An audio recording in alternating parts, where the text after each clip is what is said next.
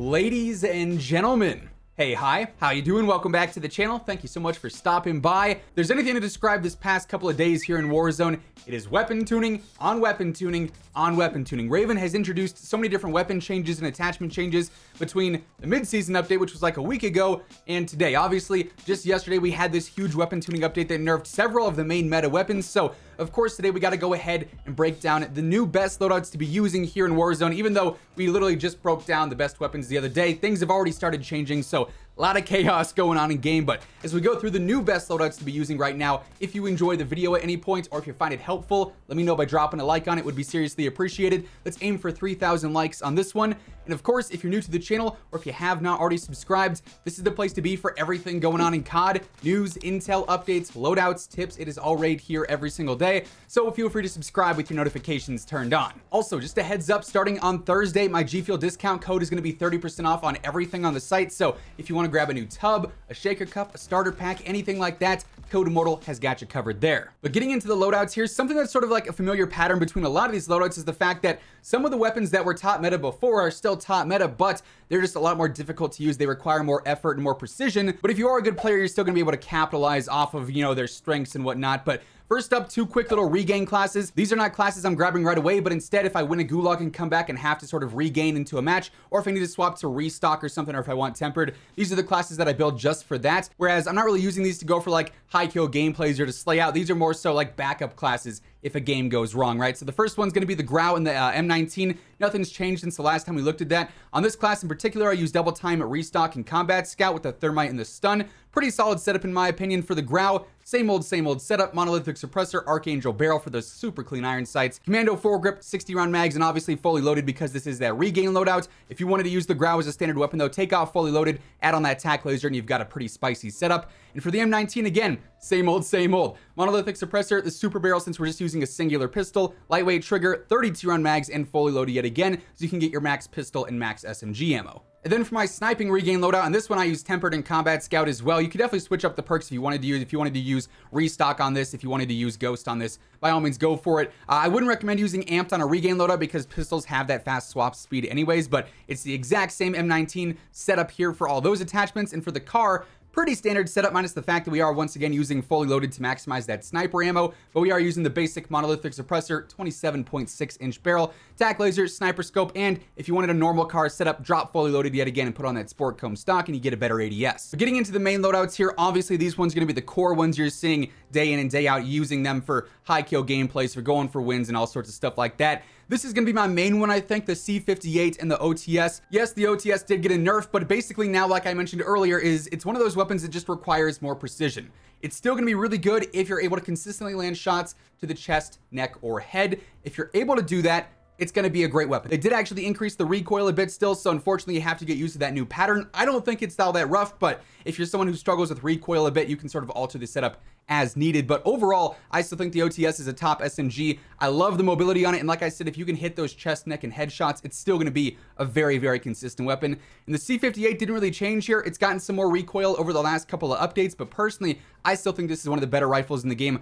I love it. It's got great damage, great range. Its mobility really isn't all that bad, so really you just got to learn that recoil pattern and you're pretty much set. So for the C58 basic Cold War rifle setup, agency suppressor, task force barrel, field agent grip to help control that recoil, 45 round drum, and the 3x optic. And on that, of course, we are using the deep sea reticle, which comes from the Coral Reef Milano blueprint. I always get asked about that, so there's your answer for that. And for the OTS, personally, I'm keeping my same setup as pre-nerf. Groove suppressor, task force barrel, tiger team spotlight, 40 round fast mag, and the serpent wrap. However, if you still want to use the OTS and get that good mobility, but you're sort of struggling with that new recoil pattern, drop the serpent wrap and actually add on that Spetsnaz grip. You'll get some recoil control out of that, and it'll be a lot easier to land those chest, neck, and head shots. But personally, I don't think the recoil is all that bad, especially when you're primarily using this within like 15 meters where recoil is pretty much non-existent. So still a top SMG choice for me and still a great option in general. Now, next up, this is another setup that changed a little bit in terms of its physical properties, not so much with the attachments. Of course, we're talking about the FARA here.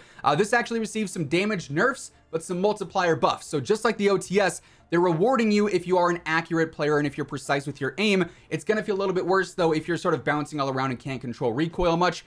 Personally, I don't think the FARA is all that hard to use. Its recoil pattern is very basic minus the horizontal bumps, so that's something you sort of have to get used to when you play with it. But overall, I still think the FARA might be, you know, a top 2 rifle in the game, maybe borderline number 1, even though it was nerfed with its damage. Its multipliers still sort of make up for that, in my opinion, if you're once again able to land those chest, neck, and head shots. So it really just comes down to learning recoil patterns now, mastering those weapons, and being able to control them over range.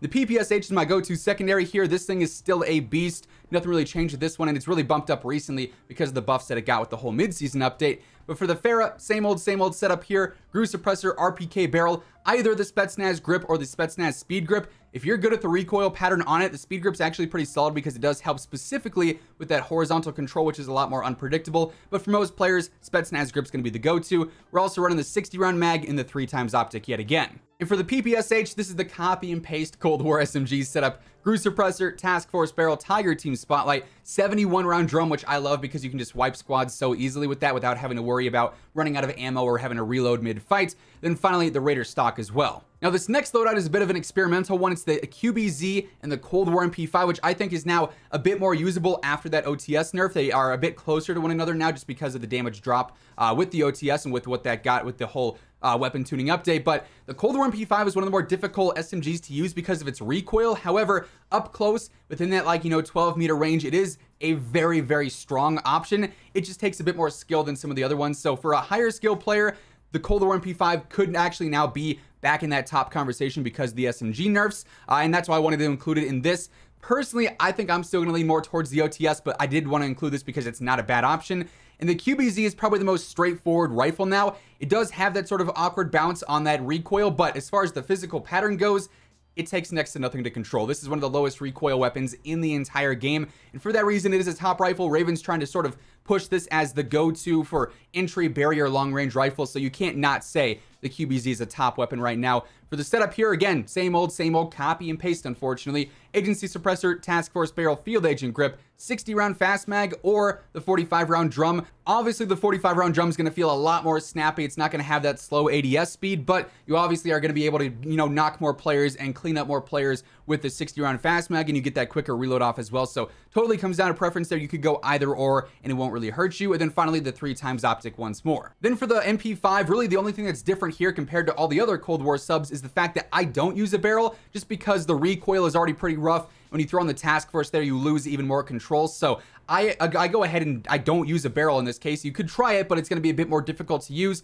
Instead, I go for agency, Tiger team, the bruiser grip to get even better hip fire and mobility, the 50-round drum, and the Raider stock too. Moving on, this next setup consists of the MG82 and the MAC 10, one of my all-time favorite SMGs. The MG82 is a higher skill weapon, but it does have the best TTK in the game across range right now. Its recoil and its control are really not great factors. Its mobility is also on the slower end, but for sheer damage and sheer power, this is one of the best options in the game. If you're a high skill player or someone who can control recoil very easily, the MG82 is a really, really good option right now, especially after they've gone ahead and lowered the TTK on so many other ranged weapons. It really makes that risk more worth it, and it makes that reward even better, right? Because this thing is just so strong. Then for the MAC 10, I don't really have to say all that much here. It's just a beast when it comes down to it. Great mobility, super good close range, pretty good at sniper support as well. Like, you can't go wrong with it.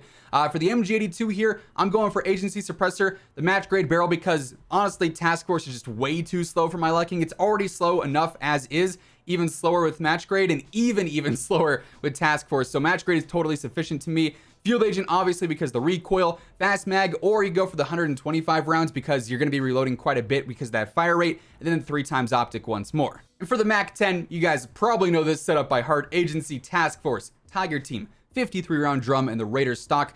Great for mobility, and like I said, great for an aggressive close range SMG. Now, when it comes to LMGs, I think the only other great option that we have right now outside of the MG82 is the Stoner. This did see some nerfs with the whole weapon tuning updates. They actually made it a bit slower in general, so like when you pull it out, it's going to be slightly worse, but overall, this thing is still a beam. The recoil got changed, but I think it's still very, very easy to use for most players, honestly. It's nothing too crazy.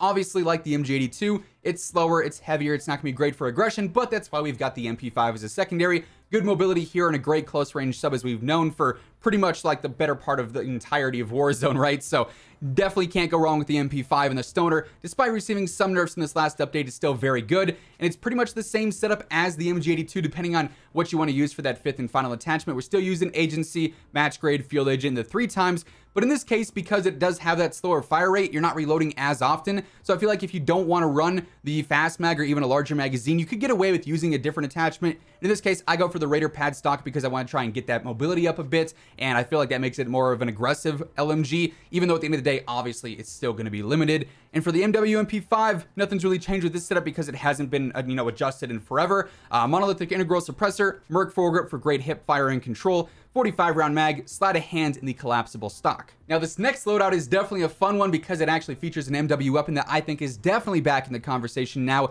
The AMAX, and then also the Bullfrog, I think is definitely the conversation as well in terms of SMGs because of the recent changes too. You could certainly use this. Again, great mobility, really good control and clean iron sights, so it's very straightforward in that regard. Damage is pretty good, especially if you're landing headshots, so I think the Bullfrog is definitely up there as one of the better subs now. And the AMAX, especially if you're hitting chest shots, headshots, it's still a beast. A bit harder to use and obviously not nearly as good as it once was, but it's still a pretty dominant rifle. Same setup as always here. Monolithic suppressor, Zodiac barrel, Commando foregrip, 45 round mags, and the VLK 3x optic. And for the Bullfrog, sort of like the copy and paste setup with one different alternative: Grew suppressor, Task Force, Tiger Team, Raider stock, or Skeletal stock.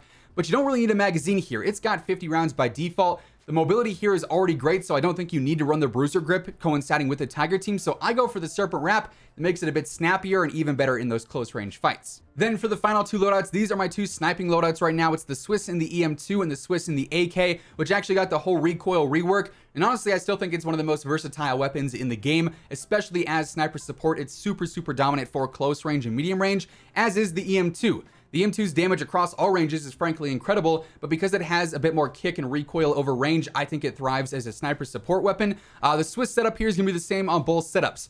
Grew suppressor, combat recon, 5mm laser, aka the tac laser, Bruiser grip for better mobility, and then also the Serpent grip for that better ADS. Like I said, that's the same between both. For the AK-47 for close range, this is an especially fun setup. I go for the regular suppressor. You could also go for the Grew, but it's going to be a bit slower. However, it will help with the recoil some, but I feel like regular suppressor works just fine.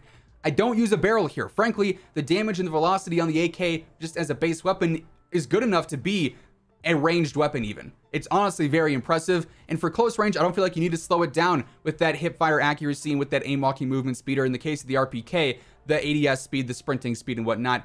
Using no barrel works just fine here. Instead, you go for Tiger Team, get some better mobility, Spetsnaz to help with that control, 45 round mag, and the Microflex LED, since obviously you're primarily using this for close range. And the EM2 setup is pretty similar to that. However, I would use a barrel here because this recoil, as mentioned, is a bit more. I go for Agency to help out with that control and range and all that, obviously.